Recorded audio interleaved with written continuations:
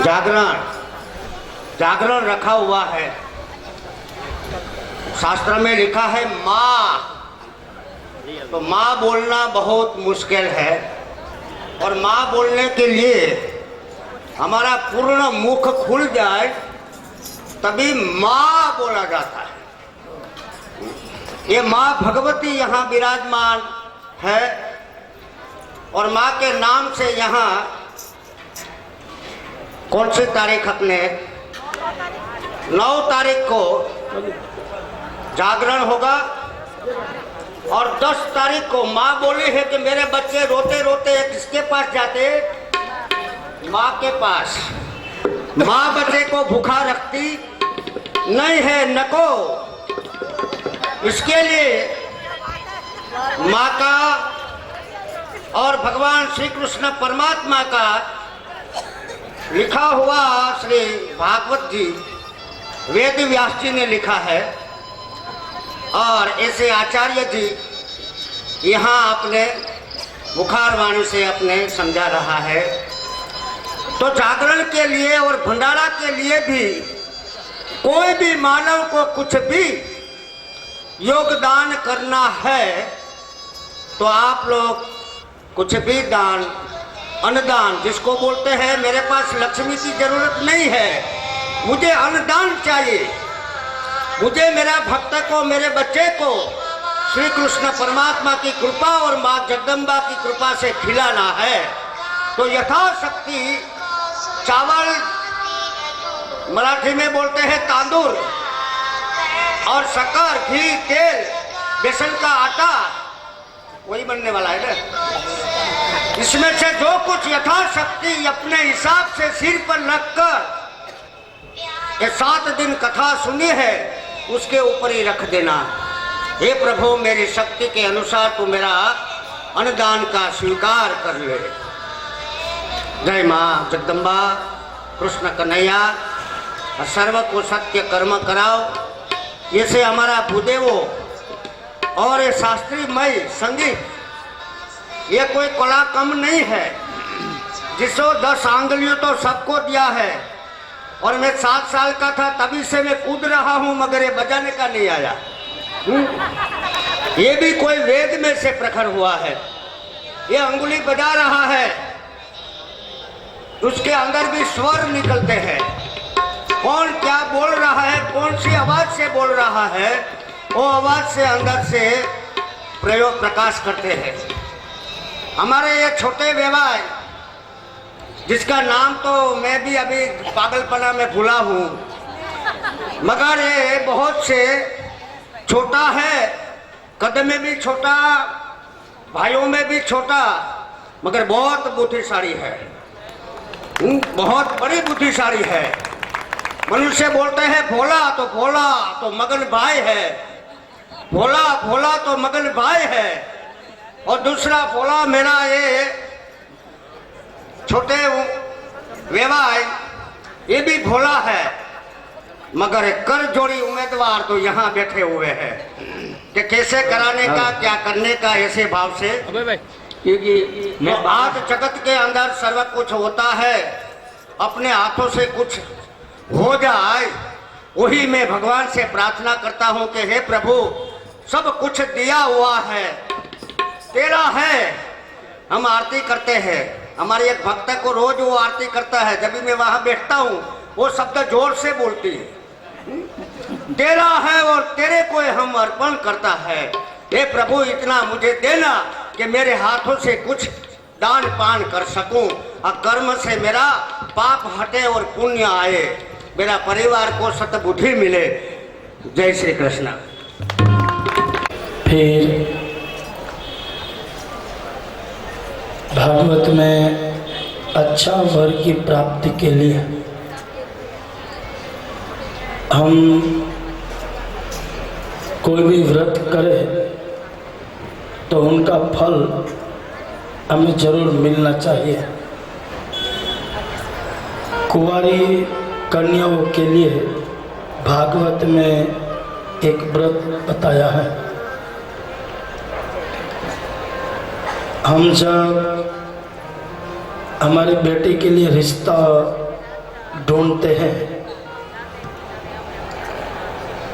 लेकिन सही परिवार न मिलता हो और सही परिवार मिलता है तो वहाँ बात बैठती न हो, उसके लिए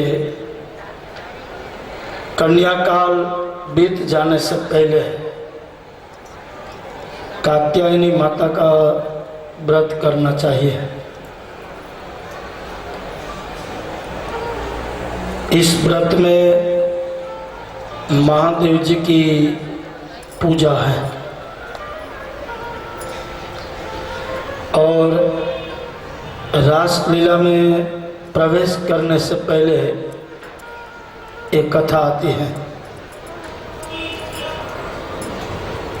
उस गोपिका छोटी छोटी बालाएं सब मिलकर कात्यायनी माता का व्रत करती हैं और ये सभी बालाएं मिलकर यमुना जी के किनारे पर स्नान करने के लिए गई, लेकिन उनसे गलती क्या हुई कि यमुना जी में निर्वस्त्रों वो स्नान कर रही है। हम कोई तीर्थ में जावे तो तीर्थ में जाकर जो जो नियम का पालन हमें करना चाहिए, क्योंकि यहाँ पर जो भी कुछ पाप हुआ होगा तो हम तीर्थ के किनारे पर जाकर उस पाप को धो सकते हैं। हम संसारी है, मनुष्य है, पाप होता ही रहेगा, लेकिन उसका प्रायश्चित करने के लिए हमें कोई तीर्थ के किनारे पर जाना चाहिए। इसलिए शास्त्रों ने यात्रा कही है और ऐसी भारत के भूमि के ऊपर 7 नगरी है जहाँ जाकर हम यात्रा करें और यात्रा का नियम का पूरा पालन करें तो आज भी हमें उनका फल प्राप्त होता है। अयोध्या, मथुरा, माया, काशी, कांची, अवंतिका, पूरी द्वारा मति चैव सत्यते मोक्षदायी कहा। ऐसी जो मोक्षदायी नगरी है, जिस नगरी में भगवान ने भी जाकर वहां पर बहुत दिन तक ठहरे। हम खाली प्रवास में जावे, पिकनिक में जावे और प्रवास में भी जो हमारा भजन हो जाए तो हमारा प्रवास नहीं है, वो हमारी यात्रा है। और हम घर में भोजन करते हैं, वो भोजन में भी जो भक्ति मिल जाए तो भोजन नहीं है, हमारा ठाकुर जी का प्रसाद है। और आज यात्रा को भी हम पिकनिक बना देते हैं। कोई यात्रा निकालेगा और पैम्फलेट हमारे हाथ में आएंगे तो उनको फोन करेंगे वहाँ सुविधा क्या क्या है। 36 साल तक हमारे विदुर जी ने यात्रा की है और इस यात्रा में किसी भी प्रकार की सुविधा नहीं थी। सुविधा हो प्रवास है, असुविधा हो वो यात्रा है। और ऐसी भाव से यात्रा करे तो वहां जाकर हमें 5 नियमों का जो पालन करना चाहिए वो तीर्थ के किनारे पर जाकर जरूर करना चाहिए। पहला नियम है यात्रा में जाकर भगवान का भजन ही करना, भगवान का स्मरण ही करना और भगवान का नाम ही लेना। हम यहाँ से यात्रा करने के लिए जावे, हरिद्वार में जावे, गोकुल मथुरा में जावे, पर वहाँ जाकर भी हखणું બેહાતું નથી। यहाँ जय जय कोई नहीं वाटता हुए तो ऐसे तीर्थ के किनारे पर हम जाकर किसी की निंदा करेंगे या किसी की निंदा सुनेंगे तो वह बहुत बड़ा पाप लगता है। और वहां किया हुआ पाप फिर हम किसी जगह पर जाकर धो नहीं सकते। दूसरा, जितना दिन तक की यात्रा हो इतना दिन तक नहीं बाल काटना चाहिए, नहीं दाढ़ी करनी चाहिए और नहीं साबुन से स्नान करना चाहिए, क्योंकि तीर्थ के किनारे पर हमें ऊपर के महल को साफ नहीं करना है। ऊपर का मैल तो हम घर में हर दिन साबुन से घिस कर स्नान करते हैं, वो ऊपर का मैल चला जाएगा, लेकिन अंदर का मैल दूर करने के लिए हम कोई गंगा जी में डुबकी लगाएंगे, कोई यमुना जी में डुबकी लगाएंगे तो हमारा अंदर का मैल चला जाएगा, बात हृदय शुद्ध हो जाएगा, हृदय साफ हो जाएगा। वाराणसी में 7 नगरी मोक्षदायिका में एक नगरी जो वाराणसी कही गई है। वाराणसी में एक नगर सेठ रहते हैं और उसी वाराणसी में, उसी नगरी में बुद्ध भगवान अपने संतों के साथ आए। तो नगर सेठ ने कहा कि आज हमारे द्वार पर आप भोजन करना,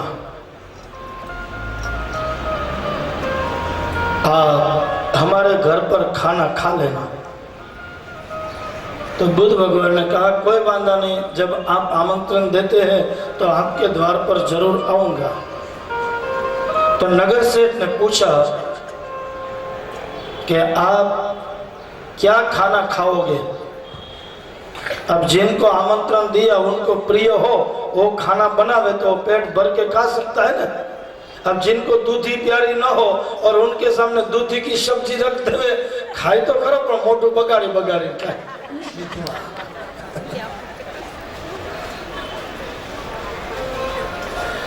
अब हमारे घर में कोई भोजन करने के लिए आवे, उनको करेला की सब्जी अच्छी न लगे और हम उनके सामने करेला की सब्जी दे दे।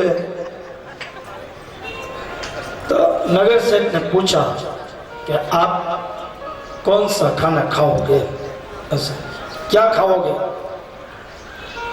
बुद्ध भगवान ने कहा कि खाली खीर बना लेना,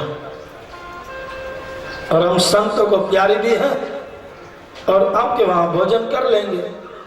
तो खीर बनाई और बुद्ध भगवान अपने संतों के साथ भोजन करने के लिए आए।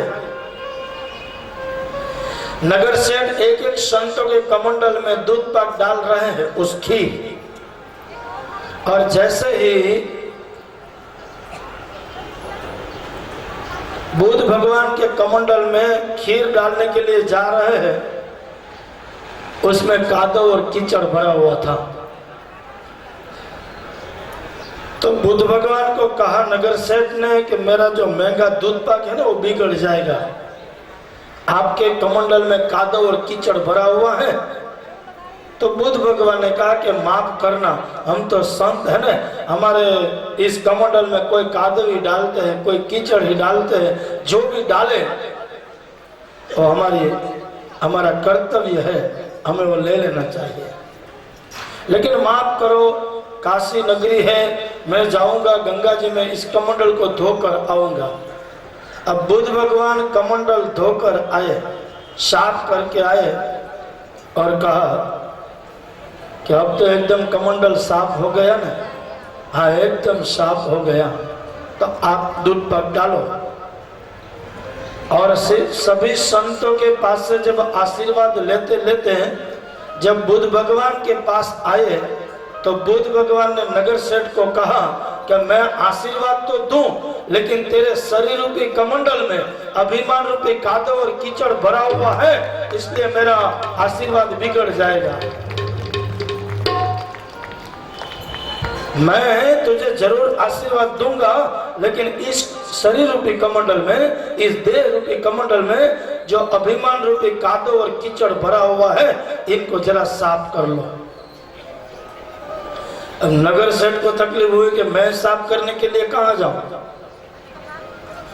तो हमारे में कोई भी ऐसा अभिमान रूपी कादव और कीचड़ आवे तो कोई संत महापुरुष के शरण में जाना चाहिए, कोई सदगुरु के शरण में जाना चाहिए और इनको कहना चाहिए कि इस देह रूपी कमंडल को आप साफ करो। सदगुरु ही कर सकते हैं या कोई महापुरुष। अधिकारी बनाते हैं और लायक बनाते हैं।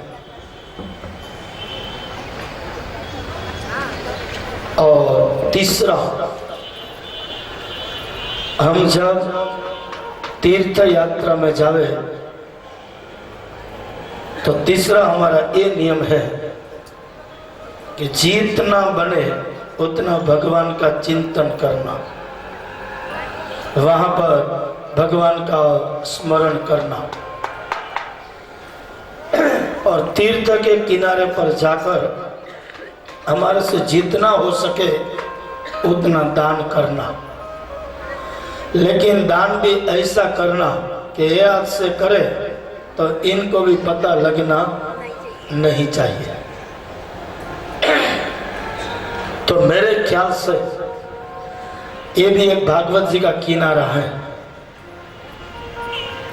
और ऐसे तीर्थ यात्रा में हम निकले हैं तो आपको ऐसा लगे कि 10 तारीख को भंडारा है और इनमें जो भी हमें प्रेम से देना है वो आप दे सकते हैं। और हम सब मिलकर इसी पंडाल के नीचे हम हमारे ठाकुर जी की प्रसाद सब मिलकर एक परिवार की तरह बैठकर हम सब प्रसाद पाएंगे। और इनको कहते हैं भंडारा। 10 तारीख को भंडारा है, 9 तारीख को माता रानी का जागरण है और कल की जो कथा है वो सुबह 9 बजे से लेके 1 बजे तक की कथा है। सभी भूदेव भी आप नोट कर ले जो तुम्हारी डायरी में। कल जो कथा होगी वो सुबह 9 बजे शुरू होगी, दोपहर में 1 बजे कथा का समापन हो जाएगा। तो 10 तारीख को जो भंडारा यहाँ पर होगा उनमें आप सभी को जो भी दान देना है, ऐसा नहीं कि पैसा दे सकते हैं, आप शाकर दे सकते हैं, सब्जी दे सकते हैं, आपकी इच्छानुसार आप यहाँ पर दे सकते हैं। हमारे 10 तारीख को यहाँ भंडारा होने वाला है, उसमें अशोक दादा मात्र परिवार की तरफ से 2 गुनी चावल की यहाँ दी जा रही है। एक बार खूब तालियों से अशोक दादा मात्र जी का स्वागत करिए। तो ऐसा दान देवे के ये आज से देवे, इनको भी पता नहीं लगना चाहिए, क्योंकि दान देना वो काम हमारा है और लिखने का काम हमारा ठाकुर का है। लिखने वाले हमारे परमात्मा हैं। और फिर इस बालिका जो स्नान कर रही हैं, तो हमारे श्री कृष्ण प्रभु यमुना जी के किनारे पर गए और जो कपड़े रखे हुए थे, वस्त्र रखे हुए थे, उनको श्री कृष्ण प्रभु लेकर अपने सर के नीचे तकिया बनाकर प्रभु सोए हैं। अब उस बालाएं सब स्नान करके जब बाहर आने लगी तो किसी भी बालिका ने अपने वहां कपड़े नहीं देखे, अपने वस्त्र नहीं देखे। उसी समय बालाएं कहने लगी कि हमारे वस्त्र कौन लेकर गए होंगे, हमारे कपड़ा कौन लेकर गए होंगे। तो गोपियों की दृष्टि गिरी श्री कृष्ण के चरणों में और कहा, अरे कन्हैया, तू हमारे घर पर आकर माखन की मटकी फोड़कर जाता है, माखन खाकर जाते हैं, हम कुछ नहीं बोलते हैं, लेकिन आज आप इस यमुना जी के किनारे पर आकर हमारे कपड़ा लेकर भी जा रहे हो, हम घर कैसे जाएंगे? ये कथा बहुत ही समझने जैसी है। क्या सुखदेव जी महाराज परीक्षित का हाथ पकड़कर कहते हैं कि एक अबला यमुना जी में स्नान करने के लिए जावे और वहां श्री कृष्ण पीछे जावे और वहां जाकर उस बालाओं के कपड़े लेकर कदम के वृक्ष के ऊपर बैठ जावे? ये कथा इसलिए है, आध्यात्मिक दृष्टि की ओर से देखे तो वस्त्र का अर्थ होता है वासना, और चीर हरण का अर्थ होता है चित हरण। प्रभु की कथा में जाना हो, प्रभु के कीर्तन में जाना हो, प्रभु के भजन में जाना हो, तो पहले चित प्रभु के चरणों में देना होगा और वासना से पर होना होगा। हमारे शरीर में जो वासना होगी तो हम भजन करने के लिए नहीं जा सकते हैं, नहीं मंदिर तक जा सकते हैं, नहीं कथा पंडाल तक जा सकते हैं। आते हैं ना मीरा रोड से, रजन पार्क से,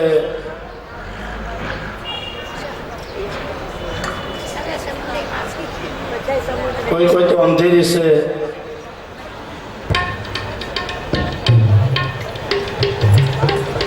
तो वहां जाने के लिए, मंदिर में जाने के लिए, भजन में जाने के लिए, कोई तो नहीं कहते कि हमारे नजीक में मंदिर है लेकिन जाने में टाइम नहीं मिलता है, रास्ता है 2 मिनट का लेकिन जा ही नहीं सकते हैं वहां पर।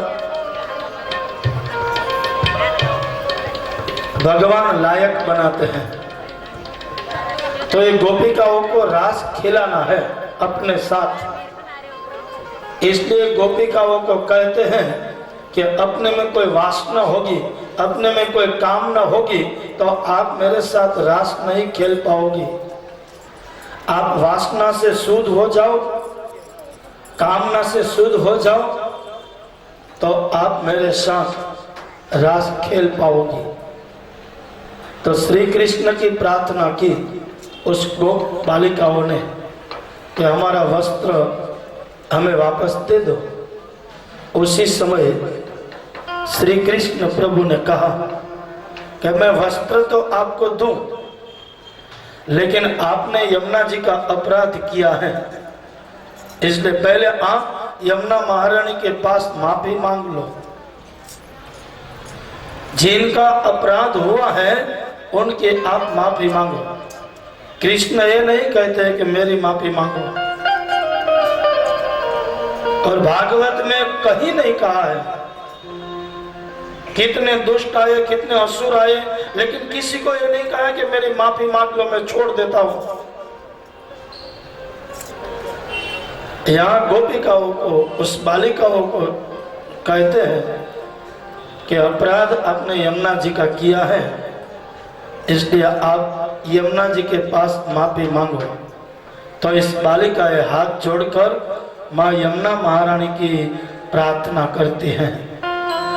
श्री कृष्ण ना चरणार विधने रजत के शोभीरया सिद्धि अलौकिक आपनारा बंधु श्री यमुना जी ने सो पुष्पनि सुवासति जंगल मधु महकीरयो ने आत संकुलास धनवत उछड़ता हरि है तना झूला ऊपर जा आप हो वंदन करूं श्री यमुना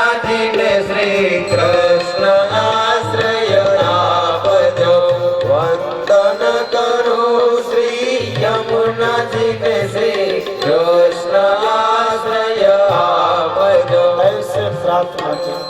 આ તો તમે બોલો, આ તો મને બોલવા દે. આ ભૂલી ગયા, હા મને ભૂલાય પાછા. એક કડિયા की खाई थी. तो प्रार्थना की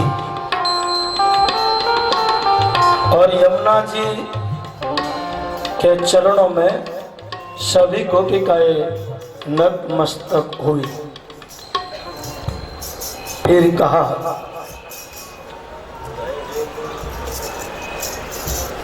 प्रभु अब हमारे वस्त्रों को वापस दो. तो प्रभु ने वस्त्र दिए, लेकिन कैसे? इस वस्त्र में किसी भी प्रकार का दाग न हो. ऐसे वस्त्र रामायण में सीता जी को मिला था कि 14 साल तक एक ही साड़ी पहनकर रखना. एक शक्ति ने दी हुई उस साड़ी में रावण की भी ताकत नहीं होगी कि आपको कभी हाथ लगा सकता है. और कहा है कि पहले एक रावण था, आज तो गली गलियों में रावण है. पहले एक रावण था, आज तो गली गलियों में रावण है. और वो रावण भी थोड़ा दया वाला था. रावण था लेकिन दया वाला था. आज हम सब मिलकर रावण के पुतले को बारते हैं. હકીકતમાં રાવણના પુત્રને બારવાની જરૂર નથી. જેટલા દિલ્હી ઉપર બેઠા છે ને એ બધાના પુત્ર ભેગા કરી અને બારવાની જરૂર એને છે. જ્યાં બેઠા છે ત્યાં અબડાઓની રક્ષા નથી થતી. અને પછી એ જ સફેદ કપડા પહેરીને રાવણના અંદર ફટાકિયા મૂકીને એને બારવા. અરે ભાઈ, તમારા પેલા વિચારને બારો. रावण के कुछ इनके जो रावण जो बोला है, रावण ने जब सीता जी का हरण किया, हम सब जानते हैं कि सीता जी का हरण किया तो रावण की इतनी ताकत थी कि सीता जी को अपने महल में रख सकता था. क्यों? कि जब विचार कीजिए, 9 ग्रहों को अपने सिंहासन के नीचे रखने वाला, सूर्य को कहता है अब उदय होता है, अस्त होता है, अस्त हो जाता है. मेघों को कहता है कि अभी बारिश गिराओ. इतनी ताकत रखने वाला रावण वो क्या सीता जी को महल में लेकर नहीं जा सकता है? लेकिन अशोक वाटिका में रखा, क्योंकि लंका की जो अशोक वाटिका थी ना वो बहुत ही सुंदर थी. लेकिन वो अशोक वाटिका नहीं थी, वो शोक वाटिका थी. रावण ने कहा कि शोक वाटिका में जो मेरी माँ सीता आ जावे तो वो शोक वाटिका में से अशोक वाटिका हो जाएगा. बाप, फिर कभी शोक ही नहीं हो सकता है, अशोक हो सकता है. और जब रावण सीता जी को लेकर आया तभी मंदोदरी ने ये प्रश्न किया कि मेरे में क्या कमी थी कि आप सीता जी का हरण करके आए हो? तभी रावण ने कहा कि मंदोदरी, ऐसे 3 व्यक्ति हैं जो अपने कंधे पर बिठाकर अपने घर तक लाने के योग्य ऐसे 3 व्यक्ति हैं. एक हमारे सदगुरु है. हमारे सदगुरु को हमारे घर पर लेके जा. अभी तो गाड़ी है इसलिए हम गाड़ी में बिठा कर ले जाते हैं. जब गाड़ी का जमाना नहीं था तो अपने गुरु जी को इस कंधे पर बिठा कर घर ले जा सकते हैं. दूसरे माँ बाप को अपने कंधे पर बिठाकर घर में लेकर जा सकते हैं. मंदोदरी, सीता जी है ना, वो मेरी माँ है. मेरी माँ को कंधे में बिठाकर लाया हूँ तो मेरा बाप राम आप लंका में आ जाएगा, उसको ढूंढने की जरूरत नहीं है. कभी आप रावण संहिता पढ़ना, ये रावण ने बोला हुआ शब्द है. खाली दशहरे के दिन रावण को जलाते हैं, उसका पुतला जलाते हैं. रावण को जलाने की जरूरत नहीं है.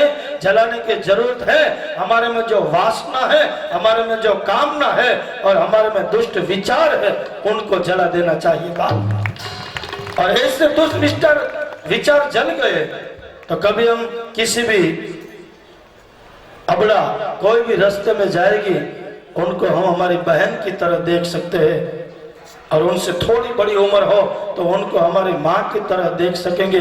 लेकिन कब देख सकेंगे? हमारे अंदर रही हुई विचारधाराओं को जब हम बदल देंगे।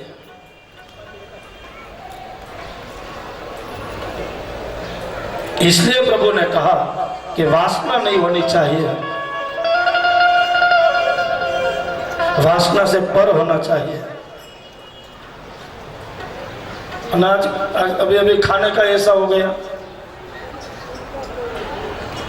छुपा छुपा पे कितना छुपा कर रखे, खाना सब तामसिक हो गया। नहीं आपने इसमें कहा कि कांदा नहीं खाना चाहिए।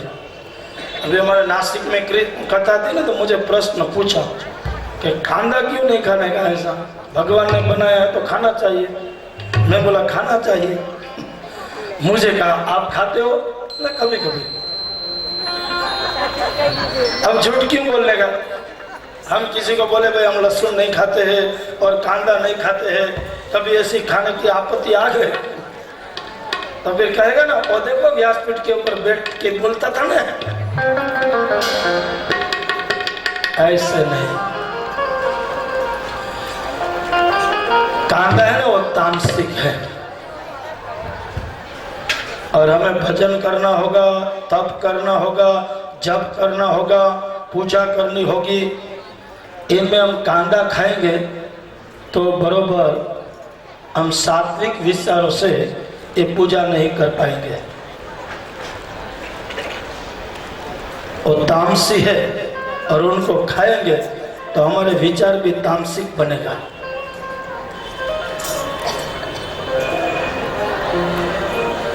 तो ऐसे उस बालाओं को प्रभु ने वस्त्र दिए और कहा कि ऐसे वस्त्र हम आपको देते हैं कि कभी भी वासना आपको स्पर्श नहीं कर सकेगी, निर्वासनामय हो जाओगी और फिर आप मेरे साथ रास खेल सकती हो।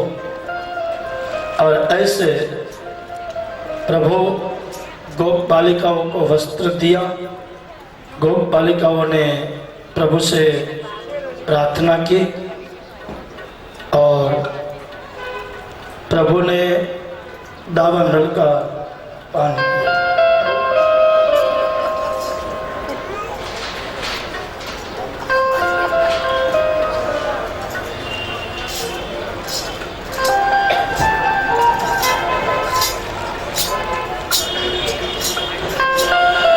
यहाँ पर आए हुए मेहमान श्री लालजी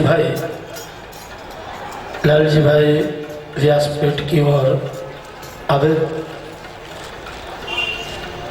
हम जिनको बाबा के नाम से पुकारते हैं, बाबा खेस उड़ाकर हमारे लालजी भाई का स्वागत करेंगे। एक बार तालियों से। और बाबूलाल कनोडिया थाने में जो रहते हैं, बाबूलाल कनोडिया थाने वाले ने 100 किलो गेहूं इस भंडारे में दिया है। खूब तालियों से स्वागत कीजिए बाबा से।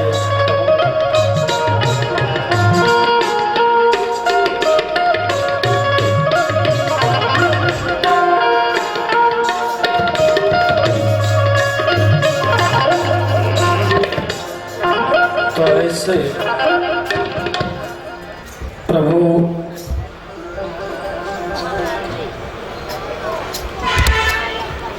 दावानल का पान किया है। प्रभु ने तो गोप बालकों ने कहा, कृष्ण आप दावानल का पान क्यों किया? तो कृष्ण ने कहा कि ये रामा अवतार का ऋण जो अग्नि का मेरे ऊपर है, वो कृष्ण अवतार में मैं पूरा करता हूँ। 14 साल का जब प्रभु को वनवास मिला और पंचवटी में जैसे प्रभु श्री राम आए, तभी अग्नि को कहा कि अपना सही स्वरूप है वो सीता जी का अपने में संभालो। और वही अग्नि जब 14 साल का वनवास पूरा हो गया, रावण का जब वध हुआ, तभी लंका में प्रकट होकर उसी अग्नि ने कहा कि प्रभु मैं सीता जी आपको आपके पास आपके हाथों में अर्पण करता हूँ। तभी प्रभु को कुछ देना था, लेकिन प्रभु ने कहा कि अग्नि मैं इस रामावतार में तो कुछ नहीं दे सकता हूँ। क्यों? कि मैं वल्क वस्त्र धारण पहनकर मैं इस 14 साल का वन में निकला हुआ हूँ। इस बार तो मैं कुछ नहीं दे पाऊंगा। वही रामावतार की अग्नि कृष्ण अवतार में दावानल के स्वरूप में आई और प्रभु ने उनका पान किया। मध्य रात्रि शरद पूर्णिमा की रात है। चंद्रमा बरोबर ऊपर स्थिर है और बहुत जोरों से खिला हुआ है। प्रभु आधी रात में मधुवन में आए और मधुवन में आकर प्रभु बंसी बजाने लगे और इतनी सुंदर वेणु को बजाई। हमारे ठाकुर जी बजा रहे व्रज में और सुनाई दी है इस गोकुल में। ऐसा ही नहीं, हमारे ठाकुर ने उस वेणु नाद किए हैं व्रज में और आज भी हम सबको सुनाई दी है इस भाईंदर जैसे महानगर में। कि कहीं न कहीं हमें उस वेणु के नाद, उस बंसी के सुर हमारे कानों में हम सुन रहे हैं। इसलिए हमें कृष्ण के ऊपर प्रेम लगता है, कृष्ण की लीलाओं के ऊपर प्रेम लगता है और कृष्ण की मूर्ति के ऊपर हमें प्रेम लगता है। और जो कृष्ण को प्रेम करता हो, कथा को प्रेम करता हो, वही यहाँ तक आ सकता है।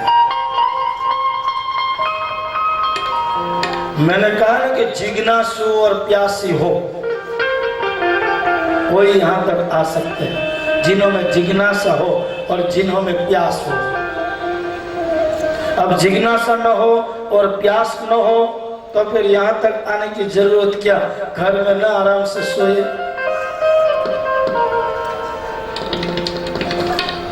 फिर भी आते ना, खाली कह दो कि आपको आना है तो जवाब मिल जाएगा, ठीक है आएंगे। पत्रिका पहुंचा दो, पत्रिका नहीं पहुंचेगी तो फोन कर दो, फोन नहीं करेंगे तो कहाँ मिलेंगे तो कह दो। लेकिन जो प्यासी है, जो जिज्ञासु है, वो आ जाएंगे। और जिनको प्यासी नहीं है, जिनको जिज्ञासा नहीं है, उनको आप पत्रिका दो, घर पे जाकर आमंत्रण दो तो भी नहीं आ पाएंगे। और प्यासे है तो पहचान हो या न हो, भले कथा पहले शुरू हो या न हो, लेकिन उनके पहले हम जाकर बैठ जाएंगे। तो जो रसिक है, यहाँ से है, भूखे है, कथा के प्रेमी है, वो जा सकता है। आ सकते हैं।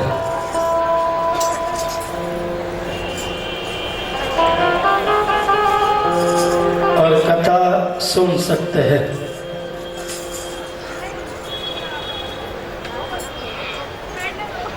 तो वही बंसी सुन सकता है। अरे गोकुल में गोपियों तो बहुत थी, गोपियों ने तान दी, और जितनी गोपी थी वो सभी ने थोड़ी सुनी बंसी। और कितने गोपालक थे, लेकिन बंसी उन्होंने सुनी जिनका मन, जिनका चित्त और जिनका ध्यान श्री कृष्ण के चरणों में है। जो तन से श्री कृष्ण के चरणों में है, मन से श्री कृष्ण के चरणों में है, उन्होंने बंसी सुनी है। बाकी तो बता एमने भूता पंखानी हवाए।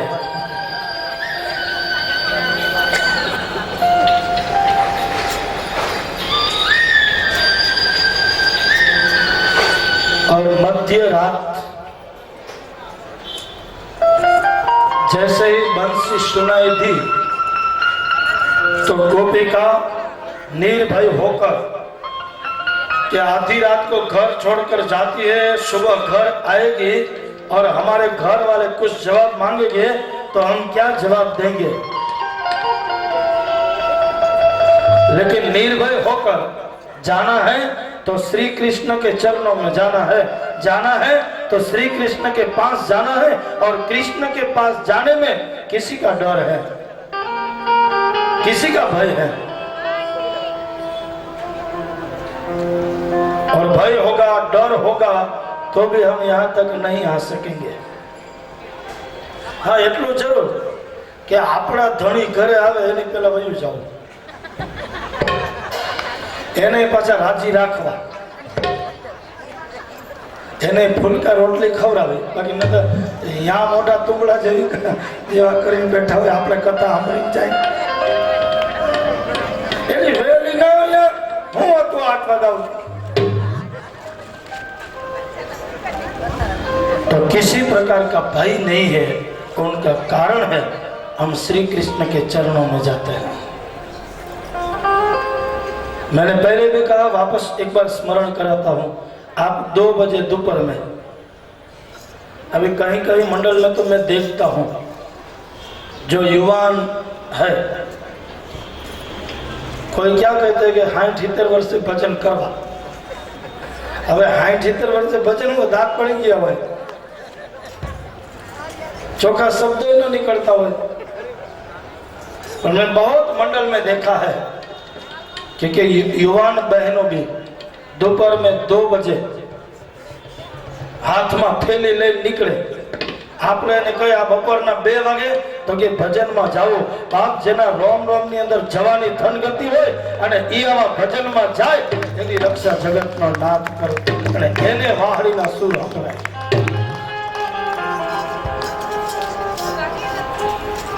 नहीं दोपहर में आप,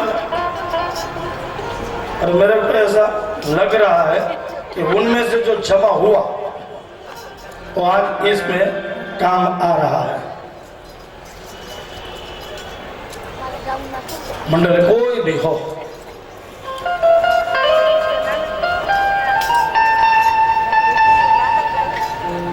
और जो हर दिन भजन में जाने वाले हैं, हर दिन मंडल में जाने वाले हैं, उनको दोपहर में नींद भी नहीं आएगी।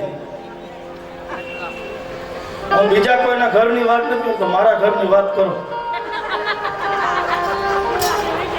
हमारे गोराणे से नहीं, राधा कृष्ण मंडल महिला मंडल में जोड़ाना। बपोरना 2 वागे પછી ઊંઘે જ ના આવે। हालो जाओ हालो,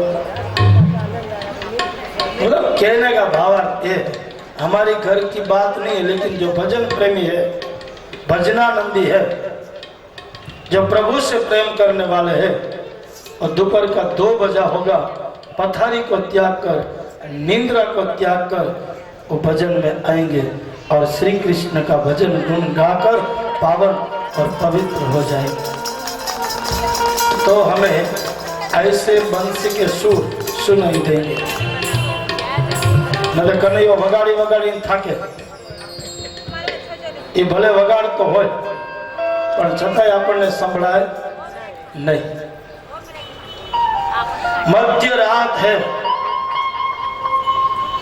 और किसी अबला को मध्य रात में अपना घर छोड़कर जाना, तो कितना विचार करके जाना है। और जैसे ही श्री कृष्ण के पास सब गोपिका आकर बैठ गई तो प्रभु से कहा कि क्यों बंसी बंद कर दी है, आप बजाइए, हम सुनकर सुध बुध खोकर हम यहाँ पर आई हैं। अब जब आई है तो आप हमें अपने साथ रास खिलाओ। प्रभु हम सभी को आपके साथ रास खेलना है। देखो जैसे ही गोपिका वहां पर गई तो प्रभु ने स्वागत किया है। हमारे व्यास जी लिखते हैं कि स्वागतम ओ महाभागा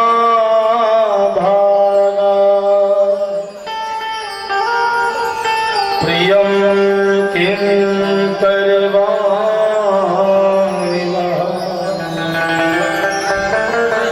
व्रजस्य नामयं कश्चित् ब्रूता गमन का।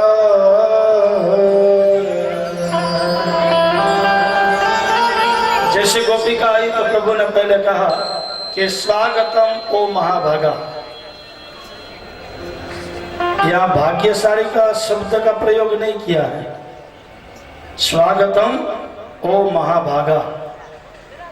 मेरी बंसी को सुनकर आप आधी रात में मेरे पास मधुवन में आई हो तो आप भाग्यशाली नहीं, लेकिन आप तो महाभाग्यशाली हो कि आपको इस बंसी के सुर सुनाई दी है। तो स्वागतम ओ महाभागा। और फिर पूछते भी हैं कि जब मेरी बंसी के सुर सुनकर आई हो तो क्या काम करने के लिए आई हो, क्या प्रयोजन करने के लिए आई हो। तो गोपियों ने कहा कि प्रभु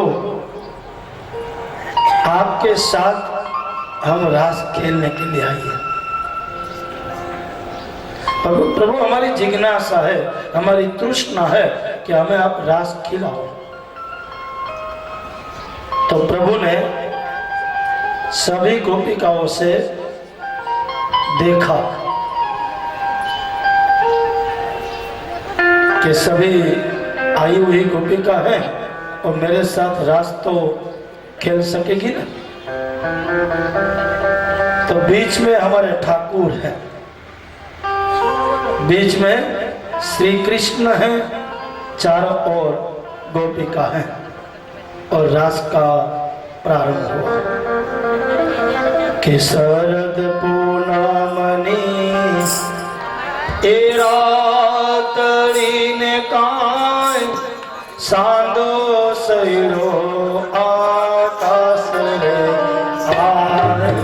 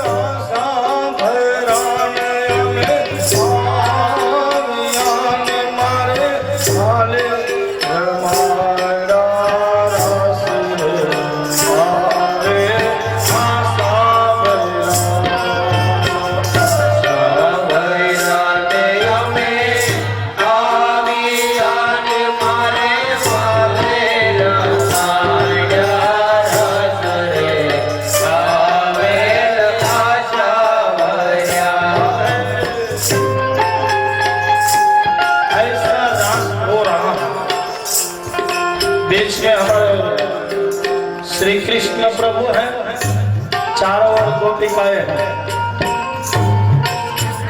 और जैसे ही रास हो रहा है ऐसे गोपिकाओं को थोड़ा अहंकार हुआ, थोड़ा अभिमान हुआ। अब कौन सा अभिमान हुआ? वो ज्ञानी तो थी नहीं, भक्तिवान थी, ज्ञान नहीं था। तो उस गोपियों को भक्ति का अभिमान आ गया। हम जितना कृष्ण से प्रेम करती हैं, हम जितने कृष्ण की भक्ति करती हैं, इतने जगत में नहीं कृष्ण से कोई प्रेम करते हैं और नहीं कृष्ण की उतनी भक्ति करते हैं। और भले ही भगवान कितना ही प्रेम करे, लेकिन अहंकार का बीज उत्पन्न हुए, वहां से प्रभु अंतर्ध्यान हो जाते हैं। तो प्रभु उस गोपियों के बीच में से, उस गोपियों के वृंद में से प्रभु अंतर्ध्यान हो गए।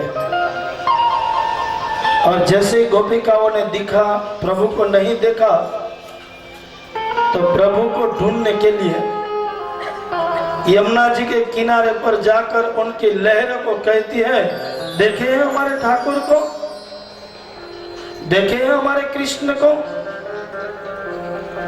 कदम के वृक्ष के पास आकर उस कदम के वृक्ष की डालियों को पूछती है, यहां से हमारे श्री कृष्ण को जाते हुए देखा। श्री कृष्ण अंतर्ध्यान हुए, उनके पीछे गोपी पागल हुई। आज हमारे में भक्ति है लेकिन पागलपन नहीं है, और भक्ति है लेकिन भक्ति थोड़ी है, दिखावा ज्यादा है। और भगवान कहते हैं कि जो दिखावा है वो दम है, और दम है यानी कि वो बगला।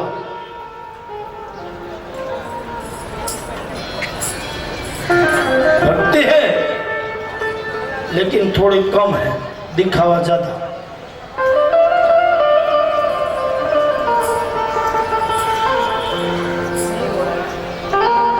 भक्ति के साथ पागलपन होना चाहिए।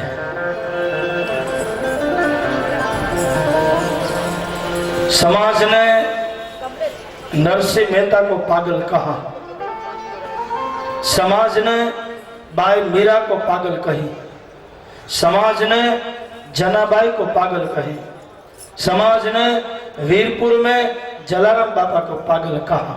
गुजराती में कही तो नरसिंह मेहता ने गांडो कीधो, वीरपुर में जलाराम बापा ने गांडो कीधो। गांडानी वणजार, आ तो गांडानी वणजार। ओलो प्रहलाद गांडो અને હું ને તમે જેના સાનિધ્યમાં બેઠા છીએ એ સુખદેવજી ગાંડો છે, ગાંડાની વણઝાર, આ તો ગાંડાની। અને જે ગાંડા થયા ને એને ગોવિંદ મળ્યા। जो पागल हुए इनको परमात्मा मिले, बाकी जे डाया છે ને હજી डाया થઈને બેઠા છે, હજી સુધી એને ભગવાન મળ્યા। અને ચતુરની પાસે ભગવાન ક્યાં જાતા જ નથી। भगवान की बहुत चतुर ने बहुत चालाक हो न जाओ, थोड़ा हो।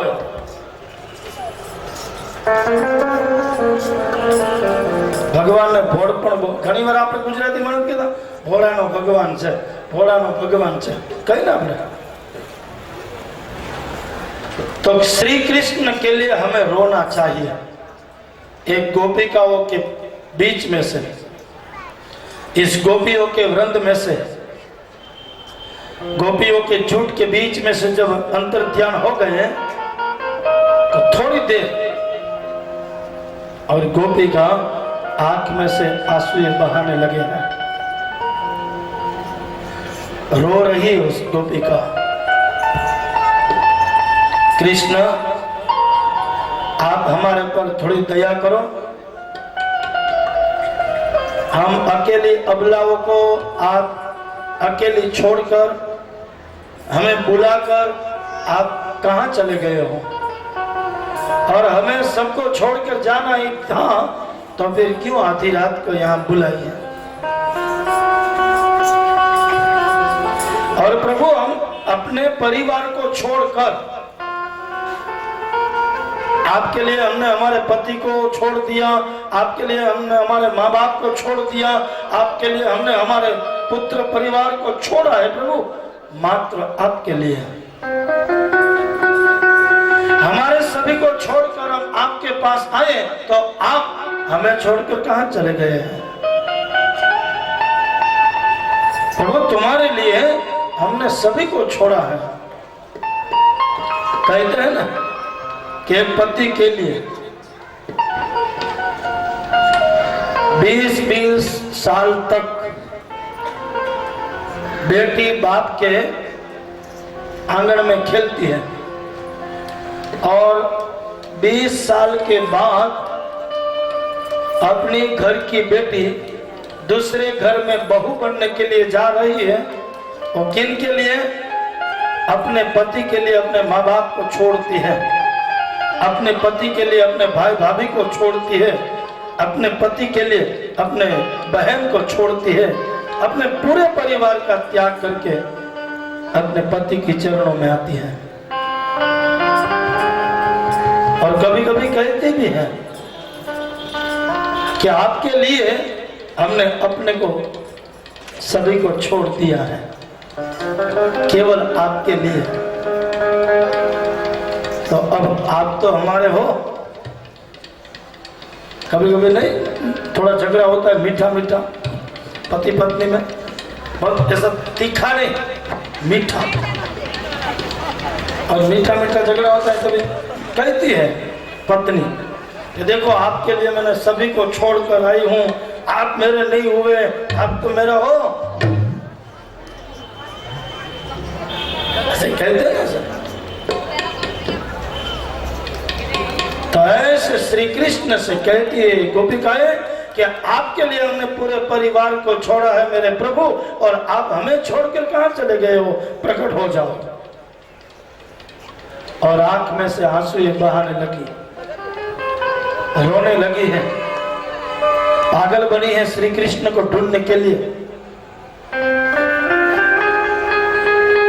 और जब कृष्ण प्रकट नहीं हुए तो जो गोपियों ने मिलकर गीत गाया है, उस गीत का नाम है गोपी गीत।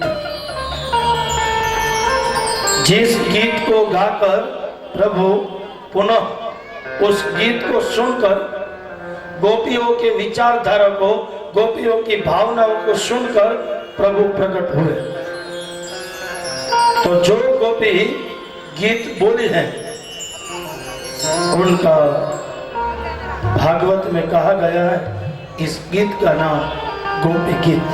तो आइए थोड़ी क्षणों के लिए हम गोपी गीत में प्रवेश करें, थोड़ी डुबकी लगावे, जहां तक पहुंचे हैं वहां तक। आइए भाव से।